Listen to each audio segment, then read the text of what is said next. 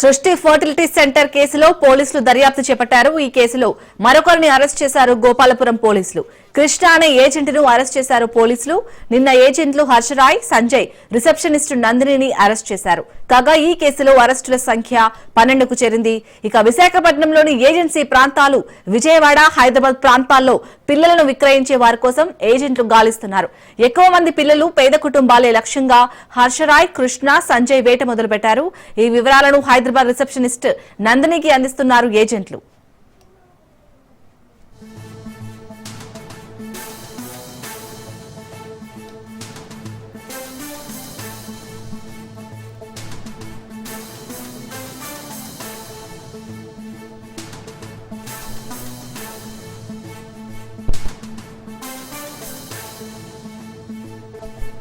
సృష్టి fertility centre కేసులో పోలీసులు దర్యాప్తు చేపట్టారు. ఈ కేసులో మరొకరిని అరెస్ట్ చేశారు గోపాలపురం పోలీసులు. కృష్ణ అనే ఏజెంట్ను అరెస్ట్ చేశారు పోలీసులు. నిన్న ఏజెంట్లు హర్షరాయ్, సంజయ్, రిసెప్షనిస్ట్ నందినిని అరెస్ట్ చేశారు. కాగా ఈ కేసులో అరెస్టుల సంఖ్య 12కు చేరింది. ఇక విశాఖపట్నంలోని ఏజెన్సీ ప్రాంతాలు, విజయవాడ, హైదరాబాద్ ప్రాంతాల్లో పిల్లలను విక్రయించే వారి కోసం ఏజెంట్లు గాలిస్తున్నారు. ఎక్కువ మంది పిల్లలు పేద కుటుంబాలే లక్ష్యంగా హర్షరాయ్, కృష్ణ, సంజయ్ వేట మొదలుపెట్టారు. ఈ వివరాలను హైదరాబాద్ రిసెప్షనిస్ట్ నందినికి అందిస్తున్నట్లు ఏజెంట్లు చెప్పారు.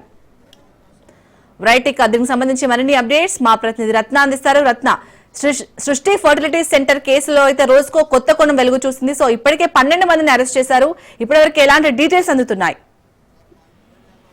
సృష్టి టెస్ట్ బేబీ సెంటర్ కేసులో ప్రధాన నిందితురాలు నమ్రతను కస్టడీ విచారణకు తీసుకున్న అనంతరం ఆమె ఇచ్చిన సమాచారం మేరకు, అలాగే ఆమెతో పాటు మరొక ఇద్దరిని, ఇందులో A3, A6 గా ఉన్న కళ్యాణి, సంతోషిని, వీళ్ళిద్దరిని కస్టడీకి తీసుకొని విచారణ చేసిన తర్వాత ఇందులో ఇంకా పాత్రదారులు బయటకు వస్తూనే ఉన్నారు.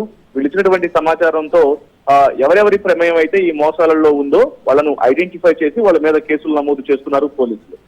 ప్రస్తుతం ఇప్పటికే మొదట 8 మందికి మీద కేసులు నమోదైన తర్వాత వాళ్ళందరినీ అరెస్ట్ చేసి రిమాండ్లు చేసిన అనంతరం కస్టడీకి తీసుకోవడంతో వాళ్ళు ఇచ్చిన ఇన్ఫర్మేషన్ తో మరొక 3 ఐడెంటిఫై చేశారు.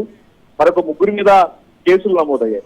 మొత్తం 11 మంది మీద కేసులు నమోదు చేసిన తర్వాత ఇప్పుడు మరొకరిని పాత్రను కూడా గుర్తించడం జరిగింది. వారి మీద కూడా కేసు నమోదు చేసినట్లు కూడా పోలీసులు తెలియజేసి ఇందులో మొత్తం ఇప్పటి వరకు 12 మందిని అరెస్ట్ చేసినట్లు కూడా తెలియజేశారు. ఇందులో గోపాలపురం పోలీసులు అరెస్ట్ చేసినటువంటి వ్యక్తుల్లో కృష్ణ అనే ఏజెంట్ ఉన్నారు. కృష్ణ కంటే ముందు హర్షరాయ్, సంజయ్, రిసెప్షనిస్ట్ నందిని, ఈ 3 కూడా పోలీసులు అరెస్ట్ చేయడం జరిగింది. దీంతో అరెస్టుల యొక్క సంఖ్య 12కు పెరిగింది. విశాఖపట్నంలోని ఏజెన్సీ ప్రాంతాలు, విజయవాడ, హైదరాబాదు ప్రాంతాల్లో పిల్లలను విక్రయించే వారి కోసం ప్రస్తుతం యొక్క ఏజెంట్లు గాలింపులు చేపడుతూ ఉన్నారు. అక్కడ గాలించి ఎవరైతే పేద గర్భిణులు ఉంటారో వాళ్లకు ప్రెగ్నెన్సీ అయిన వెంటనే వాళ్లతో బేరసారాలు కుదుర్చుకొని ఇక్కడ సరోగసీ అని ఎవరికైతే ట్రీట్మెంట్ స్టార్ట్ చేస్తారో వాళ్లతో అటాచ్మెంట్ చేసి వాళ్లకు డెలివరీ అవగానే వాళ్ళ పిల్లలే మీ పిల్లలు అంటూ కూడా, సరోగసీ ద్వారా పుట్టిన పిల్లలు అంటూ కూడా మాయ చేసి లక్షల రూపాయలను దండుకుంటున్నటువంటి వ్యవహారంలో భాగంగానే ఈ ఏజెంట్ల పాత్రను కస్టడీ విచారణలో భాగంగా ఐడెంటిఫై చేయడం జరిగింది. ఎక్కువ మంది పిల్లలు ఉన్న పేద కుటుంబాలను లక్ష్యంగా చేసుకొని ఏజెంట్లు హర్షరాయ్, కృష్ణ, సంజయ్లు ఆ ప్రాంతాల్లో తనిఖీలు నిర్వహించడం, అక్కడ వేట కొనసాగించడం, వాళ్ళను టార్గెట్ చేసి వాళ్లకు డబ్బులు తీసుకొచ్చి భార్యాభర్తలు ఎవరైతే పిల్లలు లేకుండా ఉంటారో వాళ్ళకు అంటగడుతూ ఉన్నారు. ఈ వివరాలను హైదరాబాదు రిసెప్షనిస్ట్ నందినికి ఏజెంట్లు అందిస్తూ ఉంటే ఇక నందిని ఆ పైన నమ్రత వరకు కూడా ఈ అంశాలను తీసుకెళ్లి డాక్టర్ల వరకు తీసుకెళ్లి ప్రాసెస్ మొత్తం కూడా వాళ్ళు చూసుకునేలాగా సహాయపడుతుంది. సో ఇందులో భాగంగానే ఇప్పుడు ప్రజెంట్ వీళ్ళందరి మీద కూడా కేసులు నమోదు చేసి అరెస్ట్ చేయడం జరిగింది. కృష్ణ అనే ఏజెంట్ తో పాటు హర్షరాయ్, సంజయ్, రిసెప్షనిస్ట్ నందిని, ఇలా తాజాగా 8 మందికి తోడు మరొక 4 అరెస్ట్ చేయడంతో ఇందులో అరెస్ట్ అయిన వారి యొక్క సంఖ్య 12కు పెరిగింది. రత్న, అలాగే ఇటు హైదరాబాద్ రిసెప్షనిస్ట్ నందిని దగ్గర నుంచి ఎలాంటి సమాచారం అందుతుంది? పోలీసులు ఏమంటున్నారు?